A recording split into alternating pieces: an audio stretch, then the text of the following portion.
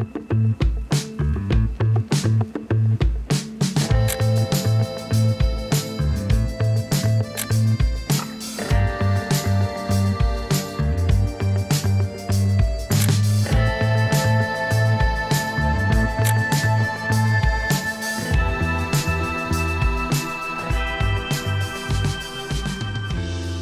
should be a fairly short video, I guess.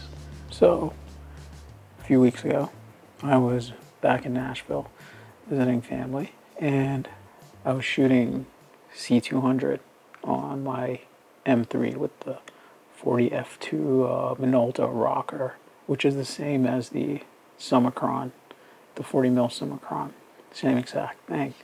So the C200 expired, I think, in 2006 or 2007.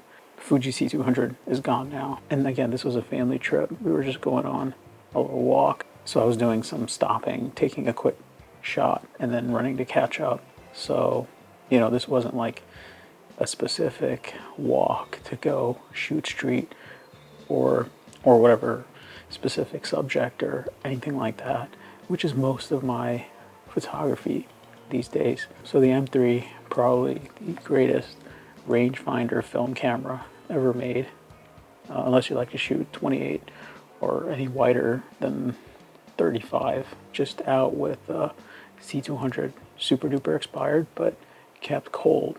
And I don't remember if I froze it before it expired, but I've had it forever.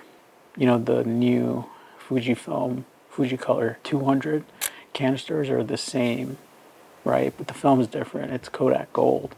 It's not C200. C200 is a very different film. Gold, I don't like all that much. C200, I absolutely love. And it's been gone for a number of years, and I don't think it's ever coming back. You can find fresh, unexpired Fujifilm color film in Japan still. And I have a video coming up about that as well, because I managed to get some. I have, I think, 6 rolls, possibly 8, of C200 frozen, because it's a beautiful, beautiful film stock, and I can only shoot it or bring myself to shoot it on family trips or special occasions, like maybe birthdays or something like that.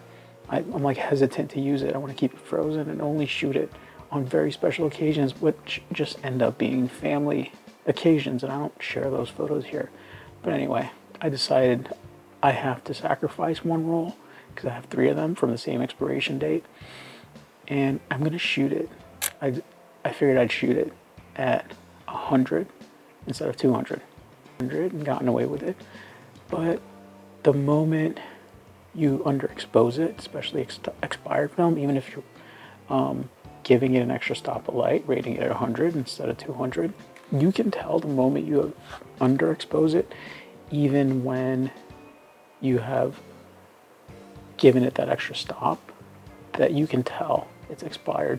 And most of these shots, most people that know C200 and that know shooting expired versus fresh stock, you can tell that there's a shift in those blues. Now C200 does have like a greenish bluish tint to it. It's kind of the opposite of Superia. Superia has that magenta to it, kind of a magenta cast, not quite a cast, because I find most of the colors on Superia to be fairly faithful, but I do find it to be really beautiful. The blues, the greens, really, really good. Now in Superia, the magentas stand out. For C200, I find C200 actually to be more of a general purpose film, where it's a bit more faithful to what you're seeing. The luminance I felt was still really, really good. The shift in some of the tones, specifically the blues, were noticeable. I'm not the best photographer, so this I guess is more about the film stock than the photos. I didn't really get anything good. I got a couple of really good family photos that, like I said, I don't share here. These are scanned at home. I basically scan with the Frontier LUT, and I make minimal adjustments, really just to get the exposure close to what I feel I can get out of the negative. Prints obviously would be different if they were directly from a lab versus scanning it yourself and then sending it off to a printer. So it kind of depends. It depends on what you're using it for, whether you want the physical positive from a professional lab. If you're shooting for that, I think it's still good, but prints might show different shifts or more shifts than scans. I also didn't color correct the scans so much. I tend to not do that. I want kind of the more faithful look of it. I did increase the clarity and the dehaze. I gave it a little bit of that in Lightroom. But beyond that, not much. If you're shooting in summer, there's more intensity. The actual luminosity or the luminance level is higher for the same amount of general light, right? So high noon or at a given time of day in the winter versus in the summer, right? You have more overhead sun where you have more intense light, right? So it's less versatile because I'm shooting at 100. So a 400 speed film for the fall, I find much more usable, or the late summer, early fall. With a 200 speed film expired, so I'm rating it at 100. You can get a bit of underexposure after a few hours. Yeah, this wasn't early in the day, but I think it worked out all right.